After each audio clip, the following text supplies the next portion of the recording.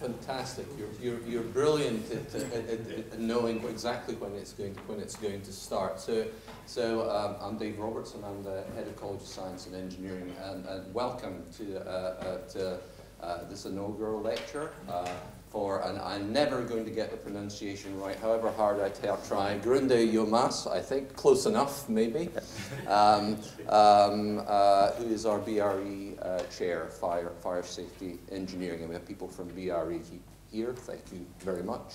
And a special welcome to Carrie Mehta and Harold. You must be very proud to be here on this occasion.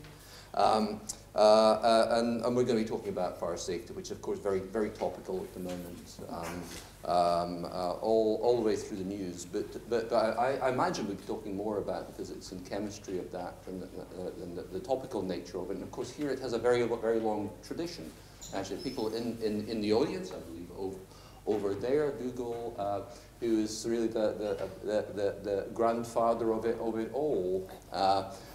So there's quite a long tradition going back decades, I think, if I'm correct. And so I wasn't going to say a culmination of all of that, because that's a dangerous thing to say, of course. But the most recent expression of all of that. And Grunde's travelled quite a long way to reach us, actually, from Norway, which is a bit embarrassing. I can't pronounce his name properly. It's the same latitude as me, actually. Through Maryland, undergraduate, Princeton for PhD, France, Denmark, Edinburgh, I think bits in Canada and Australia, if I remember correctly. So very well travelled and very, very diverse research. I don't know if you'll have time to talk about the full diversity of it, that's up to you. But huge number of organisations, from NASA through to IKEA and on various stations in between. I believe experiments in orbit, so that's unusual. So I don't know what your talk's going to be about, actually. We'll see when we get through it. We've got, we know what the topic is. It's the chemistry and physics of flames. I think that's all I really need to say. I'll leave the rest to you. Take it away. I'll dispense with this. Thank you, Dave. So, well, hopefully I know what I'm going to talk about, since I have some slides in front of me to guide me through it. They're mostly, you know, I'm always try to tell a story somehow and then use the slides to help me through that. And I called the talk, you know, try to come up with something catchy, maybe, from Phlogiston to Spacecraft Fire Safety, the chemistry and physics of flames. I don't know how many of you had heard of Phlogiston before you saw the title of my talk. Some of the fire people, not the head. Anyway, so human control of fire has been of interest for a long time. I took some stuff from Wikipedia, and 600,000 years, 300,000 years, 125,000 years ago are numbers that are showing up in terms of understanding or controlling fire. And then we go to these guys, or maybe particularly me. This is me on the first day of school of my brother with my Kansas State T-shirt. I still don't know why I have that. I never actually ended up going to Kansas, even though I've been to 35 states in the US. But growing up, my brother and I spent a lot of fall breaks in particular, making, you know, a full, like, one weekend through the full week to the next weekend, of making fires, figuring out which woods were burning the best, whether the fires could still burn when we came back from having had dinner and go back out, even if it was raining, how we could cover it up. You know, realized a little bit about smoldering fires versus flaming fires. A lot of different foods were tried to be grilled at the same time. So I guess early on I had some fascination to try to understand fire. But if we think of, you know, so that I just want to say that, but so if we think of hundreds of thousands of years ago, it was still just 350 years ago to now, in 1667, that Johann Joachim Belcher, came up with the Phlogiston theory, where he said like a fire-like element called Phlogiston is contained within combustible bodies and released during combustion. The name comes from ancient Greek. And the theory attempted to explain burning processes such as combustion and rusting, which are now collectively known as oxidation. So this was, so they thought that there was something emerging out when something was burning. There was something contained, from within the materials. Then, as soon as somebody has a theory, we all know that, somebody wants to oppose that theory. And in a good sense, this helped out. And throughout the following century, there was a lot of scientists that had contribution towards contradicting this theory, a lot of them British. We had Cavendish, who had what he called inflammable air, which later by Antoine Lavoisier was called hydrogen, and he found out they formed water when combusted. And then Lavoisier established chemistry, from qualitative to quantitative, and then some Edinburgh guys, even Joseph Priestley, he was a doctor in law from University of Edinburgh. He isolated oxygen in the gaseous state. Joseph Black, University of Edinburgh, he was here for 30 years as a professor. And he established latent heat capacity, carbon dioxide. And then also a Scottish woman whose husband studied at the University of Edinburgh. She published an essay on combustion with a view to a new art of dyeing and painting, wherein the phlogistic and anti-phlogistic hypotheses are proved erroneous. So it took about 100 years where people were strictly saying it was wrong, and I just want to put in terms of, if we want to say fire science, where they were and if they were important people. Joseph Black, he was the member of the Poker Club and associated with David Hume, Adam Smith, and the Scottish Enlightenment, and also the pioneering geologist James Hutton, who was leading, did important work leading up to Darwin. And Joseph Black was the co-founder of the Royal Society of Edinburgh, and if you want to see, you can find his tomb at the Greyfriars. But so the fire scientists were really established up among the top science people in the world. Go about 100 years forward, and this is also, I quoted in the introduction to my talk, was Michael Faraday, who he established the Christmas lectures at the Royal Society, or the Royal Institution.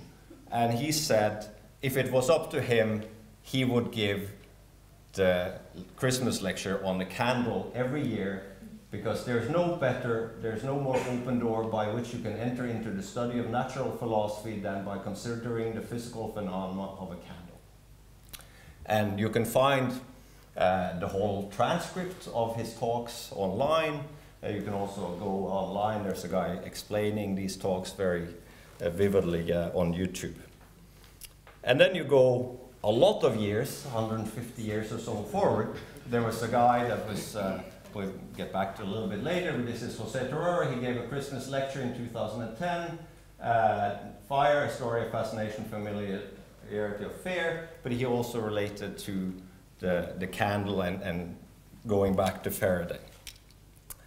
So I'll soon get to talk a little bit more about what I do, but something that I think it's important to remember before I'll just show you some big flames and so on, is that in terms of chemistry, in terms of the elements we have at hand for combustion, for flames, for fire, we have 180 chemical elements that are discovered, of which 92 occur naturally. In fire chemistry, we're predominantly dealing with 4 of these. We have carbon, hydrogen, oxygen, and nitrogen. So it seems, we have just a very small subset. Of course, if you have other materials with other elements, they can be part of the process. Atmospheric air, we have 21% oxygen, about 79% nitrogen, and the chemical elements are preserved. So when we start off with, for example, methane and oxygen, we have 4 hydrogen, 1 carbon, and 2 oxygen. Those remain also afterwards. What happens is that the energy is stored in the molecules, and the molecules are rearranged and produce heat and new species, and the energy we have, and that heat is either light or increased temperature. But it's important that we're not talking about nuclear reactions where we actually change the elements. These are just, we carry on what we have to start with, we will end up with. And this is, of course, related also to combustion chemistry, with people think that, oh, this is it must have been a more toxic fire, or you hear things like that. Well, if it wasn't there to begin with, it can't be some new species on the other side. If you're going to have chlorine, or hydrogen cyanide on this side, you need to have the elements available for that on the other side. And finally,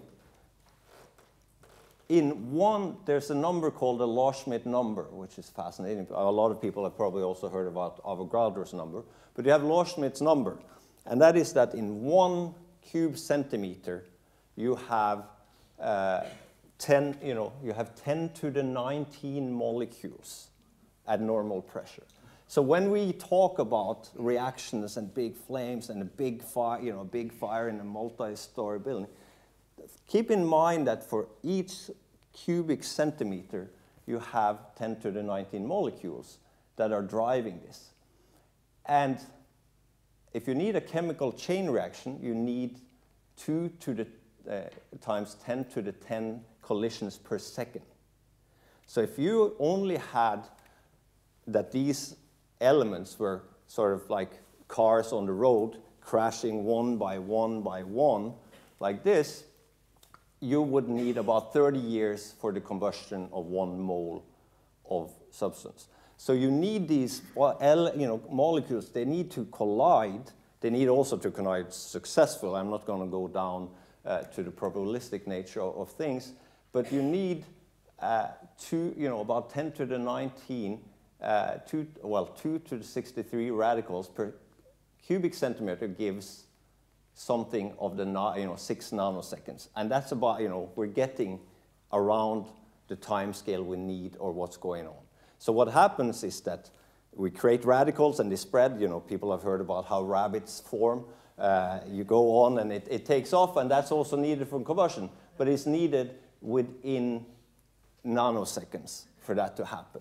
So, obviously this is one of the things that make fire very difficult, because we are talking about big scale, and we're going to try to resolve things that are relying on things on such both extremely small time scales and extremely small physical scales, when a fire actually takes maybe hours and the whole building is hundreds, maybe 100 meter tall and so on.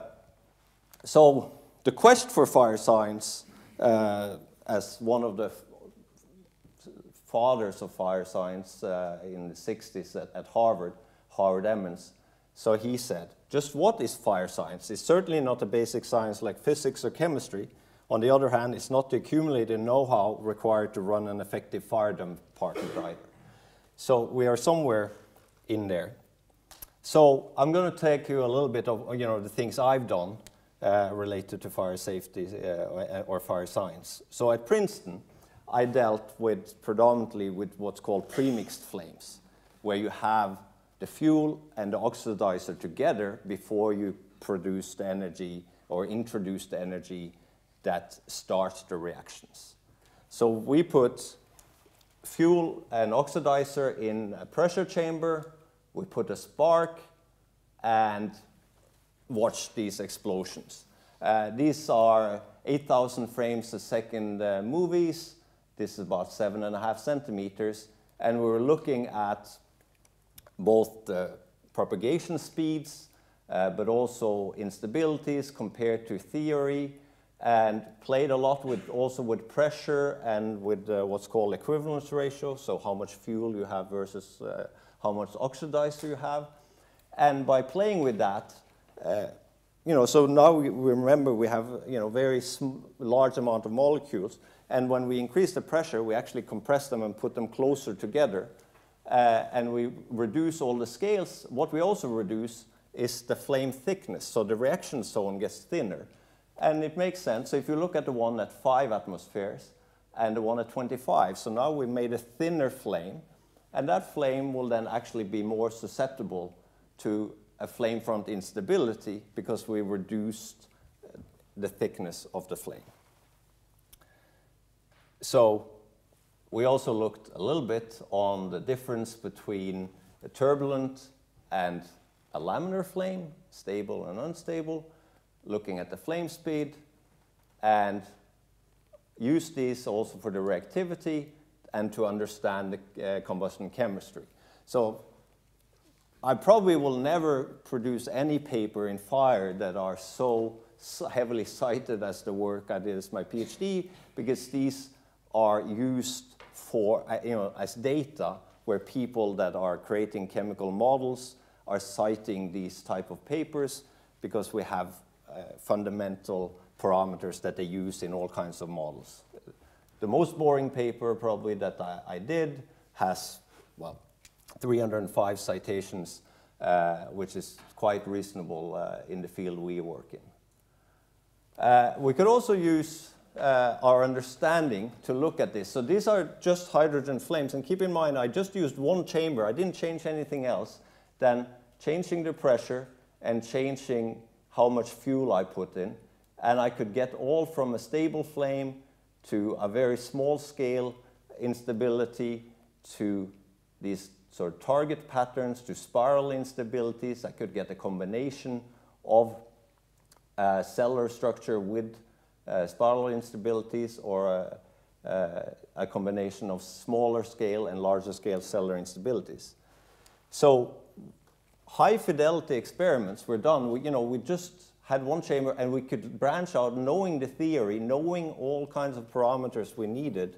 We could try to and branch out and do all kinds of different studies just with one experimental setup. So lessons learned, or something, that detailed understanding of chemistry is essential. High fidelity experiments are key. The fundamental understanding, first principle, based on established theory, is a must. Be patient. The fast answer is rarely correct. And multidisciplinary collaboration is key. So then we move on and talk a little bit about fire. And when we talk about fire, we talk about what's called a non-premixed flame, where we have actually the fuel is often in a solid or liquid phase, and that needs to come out in a gaseous phase for us to actually burn it. And it needs to mix with the air from outside, and the flame will thus have some sort of a standoff distance away from the fuel, because you need to get to the spot where you have enough oxygen to mix with the fuel that it can actually burn. Because if you have too much fuel, it won't burn, and if you have too little oxygen, it won't burn either. So we've used this to look at oil cleanup in the Arctic. And why is this of interest? Well, the Arctic may contain as much as 13% of the world reserves of oil, currently unexploited, so there's an interest. And I saw Statoil announce just a couple of days ago that they will not give up their exploration in the Arctic, even though there's been a lot of setbacks. I think most of us know that if the price is right, the exploration will commence. If they get 200 or 500 dollars per barrel, then the technology will also follow. So the climate change is also making the Arctic more susceptible, both for shipping routes. So there's an increased fear of an oil spill in the Arctic. It's a very fragile biome. Anyway, so the crude oil, again, so it's important for us to understand that a crude oil is not a crude oil. There's a lot of various things, both in terms of physical parameters such as viscosity, but also the detailed chemistry of them, what kind of byproducts they have in them, all from naphthalenic, paraffinic, asphalenic, waxy, high molecular weight, low molecular weight, saturated, unsaturated, or cyclic. So when it comes to this risk of these spills, what we do is to burn it, and from the Macondo air spill in the Gulf of Mexico, they recovered only 24%, so there seems 76% just went out to nature, and it was enormous amounts, but about 3% of those were mechanical recovery, 16% dispersants, and 5% were from burning it. And of course, this looks very bad. You know, if you see this as an image, people think, oh, how can this be good for the environment? You're creating all these kind of toxic gases, CO2 production, even if it was a clean combustion. But it's seen as better than letting it go just out to nature. So what we wanted to do is to improve the forecasting of the burning efficiency of in-situ burning, which is what is called, to analyze the influence of operational parameters on the residue formation from in-situ burning on crude oil and water. And there's a lot of things going on that needs to be understood, both in terms of heat transfer in the interface, and I'll show you a video to see this, a little bit of what's going on. This is from the lab. We burn some crude oil and water. Probably Ulysses, he's on the audience, maybe he did this experiment. And then we start what's called a boil over, because some of the water underneath starts to boil and is being brought up with it, and that actually stops the burning process. So you get a poorer efficiency from the burning. So we need, you know, this is in the lab. They don't necessarily see it out in the big scale, but we need to try to understand how we could prevent that to get better data, because we can't do large-scale experiments that are large enough in scale. So again, detailed understanding of chemistry, detailed understanding of heat transfer and fire dynamics are needed, detailed scientific understanding of the environmental aspects are needed. There's a long history from early that people in the 60s, 70s were burning oil or water, but that was just because they said, well, we don't have any alternative, so we'll do something. And multidisciplinary collaboration is key. And what do I mean with this? Well, when we look at the biological effect, the environmental effect, we collaborate with environmental scientists that are specialists on the Arctic nature and on the microorganisms that they have there and so on, so that we do the burning experiments, they do the environmental aspects, and we do this together, instead of us trying to do the environmental things sort of half and half and trying to fudge it. Then we move on and we work some work on sandwich panels, and what we've particularly been looking at is whether we can scale these, you know, because some of the bigger experiments are costly, difficult to run. So what we've done is to do a 5th scale in the lab of this ISO test that is there. And we also done half scale, and obviously we instrument it very heavily. We put it also on a scale to look at the data, and we need to try to understand. We put a burner in. Where does the energy go? Does it come in? And if it's a combustible material or a material that contains something that can release energy, then that can also feed energy back into the room that we burn. And here's a video of a small-scale experiment we have in the lab. I've forwarded it quite a bit. And there's actually a very small burner that we have in the corner in the back corner. And you can see something is going on. There's some air coming through. a hot gas layer is being produced. Actually, cold air is coming in. You can see it a little bit here. And then it starts growing. And it's not because we turn up the gas burner. This is because this one has a lot of energy in the panels. So you see, in terms of some recent events, you can also, with the discussion of combustible versus non-combustible solutions, this clearly contributes a lot of energy, but it depends, as I'll get back to, it's not necessarily that I'm saying you shouldn't have anything combustible. You just need to know what you use it for, whether it's for life safety, whether it's for in a place where there's no people, or you have other aspects of fire safety that can amend this. Here, obviously, we don't have anything to stop the fire, and then eventually here you'll see it's actually you can see in the back that it'll ignite in the back, and it'll actually come around and ignite the gases that are here as well. So obviously. Combustible materials may contribute to the fire scenario, and duration matters. And the main thing is that we need quantitative assessment. We need to know what we're going to use it for and why. And what we also found is the smallest test could not be relied on for a complete assessment. And keep in mind, this test that we did is actually quite big compared to a lot of tests that people do on materials that go into buildings. So the further scientific understanding of scaling is needed, as even the larger tests in this series are small compared to actual fires.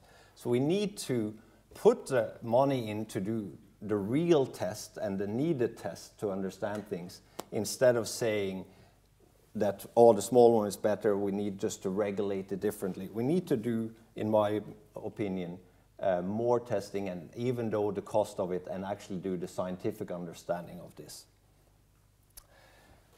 So some other work we've done is related to photovoltaic fires on top of warehouse buildings, and it's an increasing interest in harvesting solar energy, as seen is sort of some growth in number of installed, and with this number of installed, you have. This is just from Italy. They have hundreds of fire incidents with it. It's electricity on top of flammable roofs. Of course, you can have a fire. These are experiments that another of my current PhD student, Jens, did before. We built some roof sections, looked at the solar panels, ignited under, and what we were interested in is to look at the fire dynamics. We were not looking so much at the ignition, but we looked at, and we could see that predominantly the fire spread around where the solar panels were. It didn't spread out here, even though, so this material could not burn by itself if it didn't have the heat feedback from the flame. Then we didn't spread beyond. So it's obviously a need to understand the fire dynamics as much as the ignition problem. Current standards are looking very much just at saying the solar panel is not so very flammable by itself, so you can just place it where you want. But we need to understand that it's part of a system and need to be assessed as part of the system, not just one by one. The material choice matters in all layers of the substrate below the PV panels. And again, multidisciplinary collaboration is key. Here, electrical engineers, there's a lot of understanding of the ignition and how the arcing and what can go on that we as in the fire science do not know. I'm not going to talk about Grenfell. Don't worry, anybody. But I have done work in high-rise fire safety, and there's a link here to a talk. It's a TED talk that Jose Torero gave in India. It's not so great quality, but he talked about how innovation and the drive for building taller and taking, say, chances in letting innovation drive it. And he said, quoting quote, something like, we're building up a wake because we don't have the knowledge, and then there's going to be one that's going to wake us all up. With that, we just need to understand when we have high-rise fire safety, there's a lot of work going on. We have trying to work with BRE on establishing some more funding for a big collaboration and understanding fire resilience in high-rise buildings. And some of that is going to be through some risk assessment. You need risk assessment, we need quantitative assessment, we need data, and we need, so there's just showing that we could have a lot of input, and behind each one of these there could possibly be a PhD needed in understanding what needs to be wired up, like a small pull-down menu for changing one cladding system with another cladding system, or going from one one stairwell to 2 stairwells. So there's a lot of work needed in order to look at and create a fire resilience for such a complex system. We do fire experiments with NASA that I'm part of. It's an international collaboration. And on June 4 this year, Sapphire 3, this is the name of the experiment, I'll get a bit back to it, has fired up the test sample. This study helps us learn how fire affects spacecraft material so we can protect astronauts. So the goals that they have for the space design is safety for launch personnel, hardware, uninvolved publics. And actually the uninvolved public is one of the big things, because if the space station were to have a big fire and get out of course, there's a lot of debris that will eventually hit somewhere in the world at very high velocity. Identify hazards, redundancy, one of robustness, and the key thing is that the historical approach falls, they don't have statistical data, don't have enough knowledge to just say design by knowledge, so they need to have actually scientific understanding or try. And it will only become more challenging in 2010. The National Academy of Sciences review say we have yet not even begun to comprehend the complexities of fire safety in commercial space travel.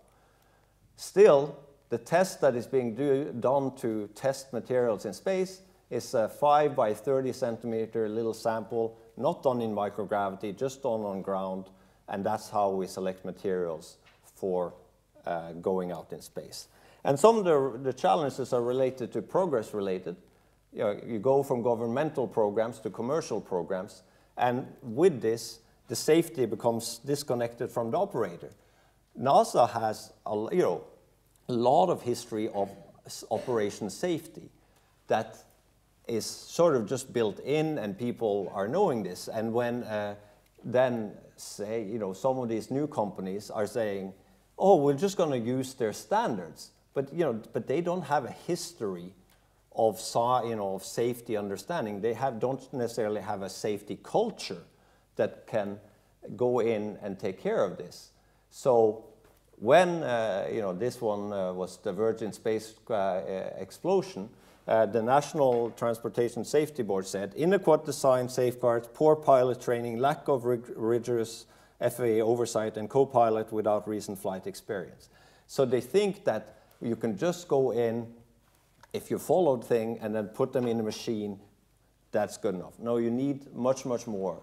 So this increasing the problem. So the burning characteristics and challenges come on top of that in fire, in microgravity. There's almost always a forced flow velocity, because it's a closed environment. You need change of air inside the space station all the time. A forced flow, most of us understand, if it's not too big, will actually aid a fire if you have some forced flow.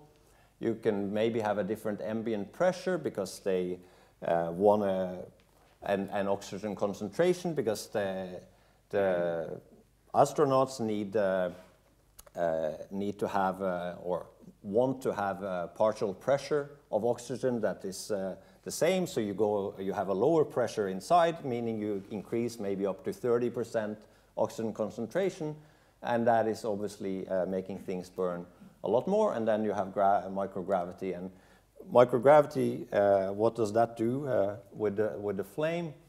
Well, so this is a candle. This is from Mir. They put it sideways, and you can see it becomes hemispherical. And this is because when you're in microgravity, there's no buoyancy. So a flame being a buoyancy-driven flow, you don't get the hot air rising.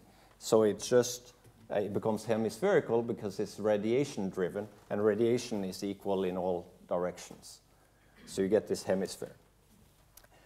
And all of this would not be a problem if it wasn't for the fact that it's been proven that the flammability is different in normal and low gravity, and in the favor of it being easier to burn things in microgravity.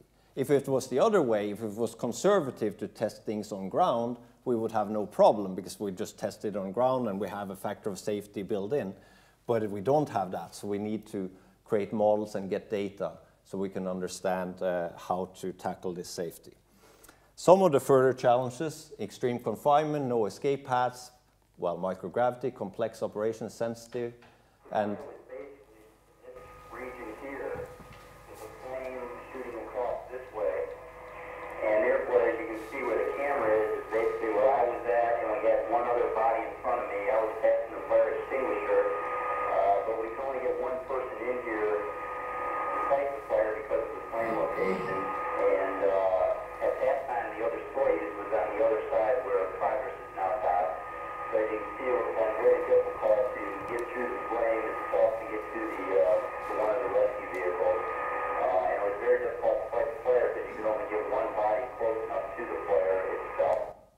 so this was from a description of an event of Mir, where fire event on Mir. And for the ones that, I don't know how many people know what the Soyuz vehicle. So the Soyuz is still the vehicle they use to transport people to the space station and back. And at the time, so they have two Soyuzes. Each of the Soyuz, you've probably seen most of the time, there comes 3 astronauts coming out when they've been up. The Soyuz takes 3 people. They had 2 of them. They had 6 people, 3 Russian, 3 Americans, and 1 Soyuz. So do you do like rock, scissors, match? No, it was a political decision at the point. If it was going to go, get worse, it was deemed, this is just shortly after the Cold War era. It was decided that the Americans was going to use the Soyuz. That was there. It was a Russian was stationed, so they said our guys goes down with the station if need be. So there's different decisions to do in terms of evacuation. Once the fire broke out, back behind me, the master alarm went off course. The smoke filled the station. It was readily apparent that there was indeed a fire. We immediately started fighting that fire. So everyone immediately went to the ventilation, the oxygen ventilators, and they were very good, and they protected us. Afterwards, of course, being a physician, I was very concerned with crew health. We set up a station for any respiratory problems that might take place. We had all the emergency gear in place, and from my assessment, I don't see where anyone had any serious inhalation damage, and it was due to good action on the crew to get into the oxygen mask quickly. So it was later also found that if they had about double concentration of what they had, of course they had some mask and whatnot, but otherwise this was just a canister fire in a closed environment. And if it was found later that just double of the concentration would have been lethal, just from a very, very small fire, because you have such a closed and small environment. So what we do is that we have created these Sapphire experiments that are, and this is thanks to Ulysses, this figure. If we look at the burning time and the sample size, here is the Sapphire. Here is what other experiments have been doing before, and this is a logarithmic scale. So we're doing both in terms of burning time and in scale much, much bigger experiments than have been done before. And when we're going to do this, you know, so this is, I'll show you on an orbiting vehicle. Of course, this was the, you could find in media that we're going to do fire experiments in space, and this was what's going to happen. Fortunately, nothing of that happened. So we have the Sapphire team, lots of people, notably the idea was David Urban from NASA to use these unmanned vehicles for this purpose. And I'm part through as an international, you know, coordinator of an international team by European Space Agency. And so, you know, it's quite cool when your experiments gets NASA with 24 million followers on Twitter to say, burn, baby, burn, we'll be studying how fire behaves in space on board orbital ATK Cygnus craft prior to re-entry, go NASA. So the experiments we have, you show the box here, we've done 3, there are 3 more in the planning, and I'll just play this video that NASA made about this experiment. Inside a 2-foot by 3-foot by 4-foot box that consists of an avionics bay containing the computer and instrumentation and a flow duct which holds the material to be burned. This will be carried aboard Orbital's Cygnus spacecraft during a scheduled cargo resupply mission to the International Space Station. Once at the station, Sapphire will remain on Cygnus until all the supplies are offloaded by the crew of astronauts. Once supplies are offloaded and replaced with trash from the ISS, Cygnus will depart. Once reaching a safe distance from the station, NASA Glenn engineers working from Orbital's Mission Control Center in Dulles, Virginia, will remotely turn on the experiment. Cygnus will then be put into free drift, while the Sapphire experiment is conducted up to 2½ hours. The experiment's sensors and video cameras are designed to capture valuable data and imagery, documenting large-scale flame spread and material flammability limits. At the conclusion of the Sapphire experiment, the Cygnus vehicle will remain in orbit, while the data captured is downlinked to several ground stations around the globe and transferred to NASA Glenn's scientists and engineers in Cleveland. When downlink is complete, Cygnus will then begin its re-entry through the Earth's atmosphere, where it will burn up over the Pacific Ocean. And they want it over the Pacific Ocean because then it doesn't land on anybody, even though it burns most of it. So here's a picture taken of the Cygnus with our experiment on it by some of the astronauts. This is the actual video of some of the experiments we have. It's quite, it's very challenging experience because we have very limited capabilities in data transfer. It has to be transferred down, through a downlink.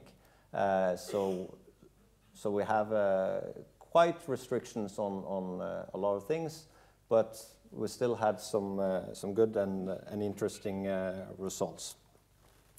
These are novel and innovative experiments that we are part of. The international collaboration has increased the scientific output. The theory, modeling, and experiments are all needed for proper understanding, and continued concerted efforts are certainly needed. So I'll round off with also something that I find is fun, that we do related to this, and this parabolic flights. We have, again, the international team. This is Guillaume Legros, who's the lead scientist on this. It's a good friend of mine. And then we have Osamu Fujita, and then other team members here. He's Japanese. So we do experiments on board, not an A300 more, it's an A310. It's pretty much stripped of stuff, and we go into about 6,000 meters, go up quickly to about 47 degrees, and when we turn over the curve, we have 22 seconds of microgravity. And I'll show a video I'll take off the sound because it's, so this is the plane. We fly out of Mérignac Airport in Bordeaux. just starting for taxing out, go out to the Atlantic or over course. A lot of 10 to 12 experiments going on at the same time. This is Guillaume and myself opening up the combustion chamber where we burn wires, because it's perceived that wire fires are one of the main places where fire can start in a spacecraft. I take out one sample that just showing to the cameraman that was burned, putting in a new sample. And every day, there's 3 days when we have these parabolic flight campaigns, and we have 31 parabolas in a row that we do. So we have to, have very, very good experimental preparation, but also good preparation in terms of operations. And it's also important not to get ill. So I've been fortunate. Ulysses has also flown, and we've been happy not to go. They have 4 pilots. That's change on things, but they have 1 pilot that just does up and down, and 1 that does the side level to be, fly a very good route. You see, we go quite up, and then we get into microgravity. We try to be strapped down, and here we're looking at with different cameras, 2 different cameras in this case, on 3 wires and the interaction between the 3 flames in terms of this. And this was actually one of the first times it worked. So of course Guillaume was very happy. They worked years to it's extreme strict. We have gas cylinders and combustion experiments on board an airplane, so there's obviously a lot of safety qualification needed. No light risk assessment. There's like a 120-page document of showing all kinds of material choices and so on. So new, very new results also have added, by Guillaume and his team, where we look at without backlighting and with backlighting, and we can subtract it, and we can actually look a lot on the soot formation, which is key, in this radiative environment. So we can actually look both outside but also in soot flame, which is detailed understanding of the burning. So overall summary for my talk, people thought maybe I'll go on forever, but summary, lessons learned. Find and address the root cause and the fundamental aspects of the problem at hand. Combine engineering and science. Don't forget, we are engineers, a lot of us, so there's nothing wrong with being an engineer, but there's nothing wrong in aspiring to include science in what we do. Aim to provide data that are useful for many stakeholders. Collaborate across disciplines. Use feedback loops, and this is a bit, but do experiments, do interpretation, different experiments, interpretation. For example, in the spacecraft, that we do ground experiments, we do parabolic flights, we do drop towers, we do use different to take out different aspects that can mask something and isolate parameters, because fire has so many parameters that can be there. And collaborate in and collaborate out. Collaborate in means invite people to come talk with you, visit University of Edinburgh, and collaborate out. You have to be willing to travel and meet people where they are, where the top people are in whatever necessary field it is. So concerted international efforts have proved unique, have provided unique opportunities and results. And obviously, I think you need to remember to have fun. This is actually, the new suits are very, very cool. They just got those new suits. This is from earlier in October. And I put my BRE Center for Fire Safety Engineering, the University of Edinburgh T-shirt on to promote us. And then never say no to burn or explode something. This was me at St. Petersburg, a noon cannon, where I take the shell, and somebody said, the comment was, the bubble should be here, now please give me this one back. But this one is shiny and engraved and stands on the mantelpiece at home. So it's a fun souvenir. I want to acknowledge some people just towards the end, the students. You know, without your energy, your curiosity, ambition, and hard work, I would be bored and completely irrelevant. I rest on your work and your dedication for all I do. And there's been a lot of them, you know, both bachelor, master students, people that are interested in learning new things, in letting me guide them, and willing to listen to me. And trusting that I have something to provide to them. Funding, they're all listed here. I'm not going to list them out, but obviously now, given that I'm the BRE chair, I'd like to point out the support that we have here from BRE at the University of Edinburgh. I've traveled a lot, and some of the people that, you know, Judge Salmon in the United States, I had a landlord for 4 years that helped me a lot with English and with English writing. And I also had worked 1 year with Rick Roby at Combustion Science, that 15 years later that I worked from him wrote a recommendation letter for this position that I now have. Of course, I cannot leave here without, you know, when I moved in 1998 to the university, study at the University of Maryland, I met this guy that people often refer to, the professor that looks like a freshman. And that had a lot to do with, you know, Jose's shaving of the hair, sort of this walking style, jeans and a T-shirt, you know, Maryland T-shirt.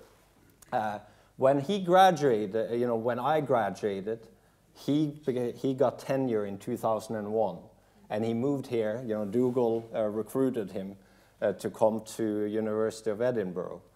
And I got the book, you know, graduation book for a gift from Jose, Around the World in 80 Days, where he said that I'd been his passepartout. And, you know, I'm very happy to have been his passepartout, and I'm happy to continue to be, because he is always finding new places to go. Well, this travels a lot, I guess it's a good symbol. But he also, you know, stretches it, and when I think I'm about to at least close the gap a little bit, then he's published another 10 papers or been on 10 other committees or something. So it's good to have somebody that has big ambitions in front of me. My supervisor at Princeton taught me a lot about combustion physics. The book that you know, he published finally when I was there, it has been his lecture notes. And I found this picture just recently. In the pursuit of intellectual excellence. This was really what he stands for. He would never let good be good enough. If we could have excellent, we go for excellent. We could always do a little bit. You know, we could sit when the deadline for the combustion symposium, which is the best place, you know, one of the better places to publish. He was in the lab with me at 4 a.m. printing out. He's like, I just need to look over the last details if it's correct. And that's when people think that, oh, it's you know, circumstantial that he has, well, I don't know, at this point, 500 ISI papers. No, it's not. It's because he never lets details go. You need to be very careful. All of the Princeton people, I had 6 years there, one for all for one. You know who you are. And then, of course, my dad and mom, you're going to get next, so don't worry. So this is my dad with me, and my first Easter back at the cabin where I since burned all of these things. You know, my parents have been very good in terms of not pushing me. I think the only thing I remember my dad mostly saying in terms of homeworks and whatnot, do your best. Did you do your best? So it's one of those things. He didn't say that, but what he meant is like, if you aim low and hit, I'm not happy. If you aim high and miss, that is okay. You know, do your best. And then here's mom. After she retired, this is a picture. She's with. She went into politics and served 4 years in the local city. This is with the mayor. With Mom, you know, we worked a little bit more on homeworks, and she was the one that always worked with me on logic in writing. And one of the things I always remember in terms of homework, people know that I stay up late to work. And they would go to bed at 12, 12:30, and Mom would come into my room and say, please don't stay up too late, and then go to bed. So with that, questions are welcome. You can build rockets, but can you start fires? Teaching makes happy and makes me happy. All right, thank you.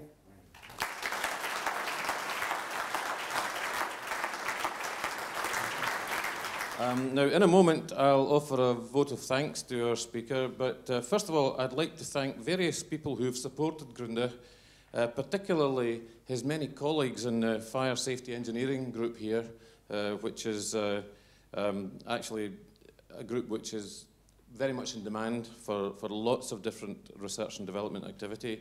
Particularly, I'd like to add my thanks to those of Grunde to BRE for supporting his chair and for supporting the Fire Safety Engineering group. It's terrific to have that long-term support which really underpins terrific work in the group, which is then we are seeing now extremely relevant and valuable for society. Coming much closer to this evening's events, I'd particularly like to thank Louise Farquharson for arranging again all of the logistics of this event. It takes a huge amount of effort. But the most particular thanks, before I come to thanking Grunde, is that I'd like to thank Grunde's parents for allowing him to burn so many fires when he was a child. Yeah. And they seem to have been quite big ones as well. Fire is one of the most basic phenomena that we deal with as humans, very much on a human scale. And our methods to describe the underlying physics, chemistry, and flow are extremely elegant, but incomplete. And for some of the reasons that Grunde has mentioned to us. Now, Grunde has described some beautiful experiments that were done at Princeton in his PhD. He's also described carefully controlled compartment fires. The amount of effort that goes into those in order to extract some additional information is huge. He's also described systematic studies of fire in high-rise buildings, all to develop methods to assess systems and to control fires. So I'm sure you'll agree with me that he's truly a very worthy successor to the people who've gone before him. He mentioned particularly Jose Torero, and I would mention also as a very worthy successor to Dougal Drysdale, who had the vision 40 years ago to begin this area of research here in the University of Edinburgh. This remains one of the key engineering needs of our society, and we're reminded of that for all the wrong reasons in recent months. But Grunde will be very much a major contributor to that. He already is a major contributor to that global effort. So please join with me in thanking Grunde in the usual way with a huge round of applause. Thank you very much indeed, Grunde.